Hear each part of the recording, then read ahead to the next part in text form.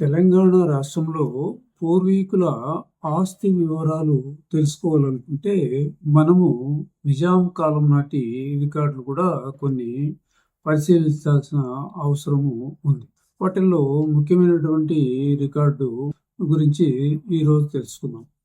ముందు పైసల్ పట్టి అనేటువంటి రెవెన్యూ రికార్డు గురించి కొంచెం వివరంగా తెలుసుకుందాం.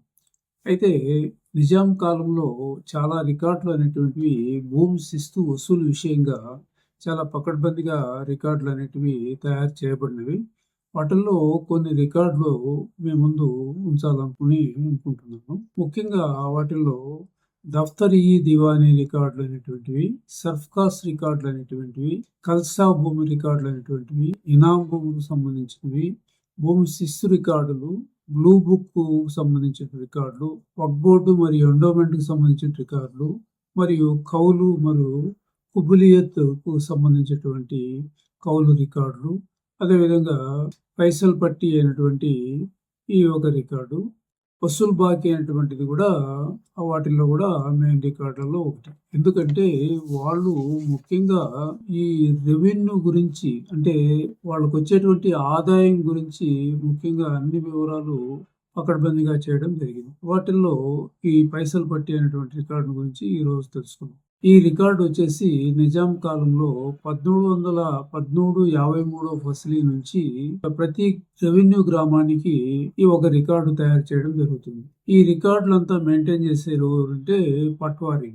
ఎంతవరకు 1985 వరకు పట్వారీల రద్దు వ్యవస్థ జరిగేంత వరకు కూడా వాళ్ళే ఈ రెవెన్యూ రికార్డులు అనేటువంటివి మెయింటైన్ చేస్తూ వచ్చినారనమాట.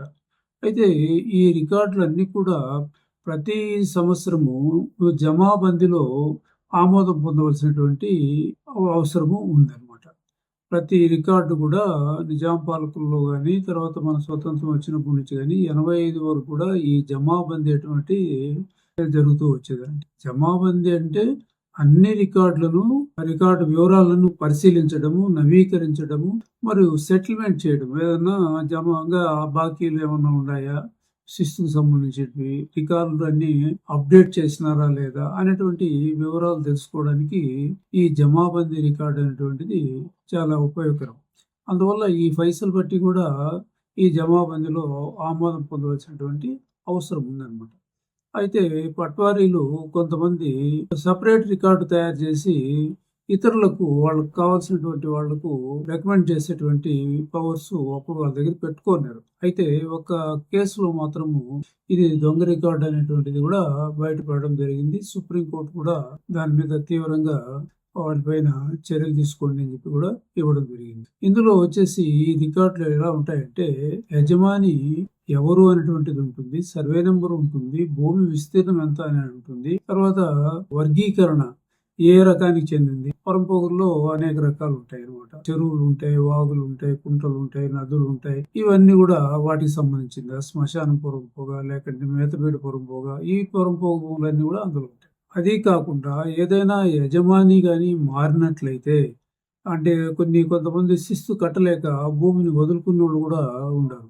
అటువంటి యజమానుల మార్పులు కూడా ఇందులో నమోదు చేయడం జరుగుతుంది. ఇది ఒక రకమైనటువంటి మ్యుటేషన్ రికార్డుగా కూడా పరిగణలోకి తీసుకోవడం జరుగుతుందన్నమాట. ఏ సందర్భంలో అయినా ఏ విధంగా మారింది అనేటువంటి వివరాలు కూడా ఉంటాయి. ముందు పూర్వీకులు ఎవరున్నారు, దాని తర్వాత ఎవరు వచ్చినారు అనేటువంటి వివరాలు ఇందులో నమోదు చేయడం కూడా జరుగుతుందన్నమాట. ఇది ముఖ్యమైనటువంటి రికార్డులలో ఇది ఒకటి. అంటే ఏదైనా కోర్టుకు సంబంధించి కానీ లేదా ఏదైనా రికార్డుల్లో తప్పొప్పులు సరి చేసుకోవాలనుకుంటే దీన్ని మెయిన్గా పెట్టుకొని కాసరా పహానీని కానీ, పహానీ రికార్డులు కానీ, లేకంటే సేతువా రిజిస్టర్లు కానీ కొంచెం ఏదైనా అడ్జస్ట్మెంట్లు చేసుకోవడానికి కూడా దీన్ని ఉపయోగించేవాళ్ళు. అయితే ఇది అన్ని కోర్టులకు చాలా ఉపయోగకరంగా పనిచేసింది అనమాట. ముఖ్యంగా రెవెన్యూ కోర్టులు కానీ, తర్వాత సివిల్ కోర్టులు కానీ, హైకోర్టులు కానీ, ఈవెన్ సుప్రీం కోర్టులు కూడా ఇది సాక్ష్యాధార రికార్డుగా బాగా ఉపయోగపడింది అనమాట. హైకోర్టులో joint collector Rangareddy joint collector versus Ahmed Hussain అనేటువంటి కేసు విషయంలో ఒక రిట్ పిటిషన్ దాఖలైనప్పుడు ఇనాం భూమిని ప్రభుత్వ భూమిగా నమోదు చేసినప్పుడు అప్పుడు జాయింట్ కలెక్టర్ గారికి పనిష్మెంట్ రూపంలో జరిమానా కూడా విధించడం కూడా జరిగిందనమాట. ఇంకొక సందర్భంలో 2015లో కలెక్టర్ వర్సెస్ నరసింహారావు అనేటువంటి రిట్ పిటిషన్‌లో సుప్రీంకోర్టు కలెక్టర్‌కు అనుకూలంగా తీర్పు ఇవ్వడం జరిగింది. ఎందుకు ఆ విధంగా జరిగిందంటే, ఇది పట్టా భూమిని మోసపూరితంగా మేతబీడు పొరంపోగుగా నమోదు చేయడం కూడా జరిగిందనమాట. కానీ ఇది పట్టా భూమిగా పట్వారీ పనితనంతో ఇది జరిగిందని చెప్పి ఆయన మందలించి కలెక్టర్‌కు అనుకూలంగా తీర్పులు ఇవ్వడం జరిగింది. ఈ విధంగా సుప్రీంకోర్టు అనేక తీర్పులు ఇచ్చింది.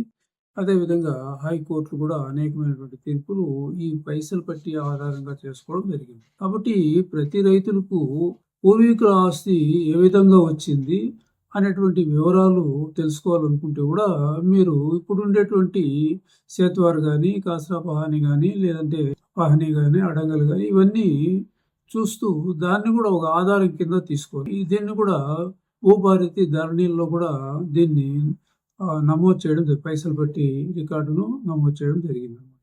కాబట్టి రైతులకు చాలా ఉపయోగపడేటువంటి రికార్డు కాబట్టి దీన్ని సెపరేట్‌గా ఒక రికార్డ్ చేయడం జరిగింది. ఇక మీదట ఒక్కొక్క రికార్డును సెపరేట్‌గా ఒక వీడియో తీసి డీటెయిల్డ్‌గా రైతులకందరికీ అర్థమయ్యే విధంగా చేయాలనేటువంటి ఒక సంకల్పంతో నేను ఈ వీడియో చేస్తున్నాను. Thank you.